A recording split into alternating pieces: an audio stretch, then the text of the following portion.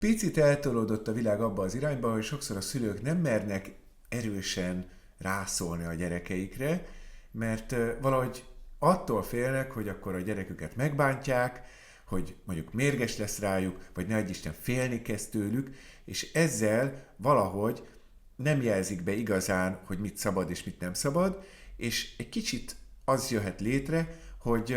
mint egy átsúszik a gyerekek kezébe a kontroll, hiszen nem korlátozzák őket, nincsenek behúzva a határok, és tulajdonképpen egy szerepcsere jelenik meg, ahol a gyerek kezd el dönteni bizonyos dolgokban, mert a szülő tart attól, hogy esetleg megromlik a kapcsolat.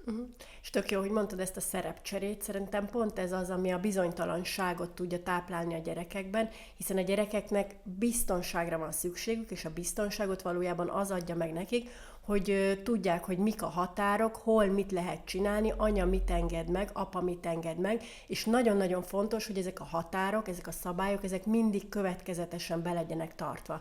És amikor nincsenek ezek következetesen betartva, vagy nincsenek a határok jól kijelölve, az tud bizonytalanságot kelteni a gyerekekben, és az tud viselkedés zavarokat okozni a későbbiekben.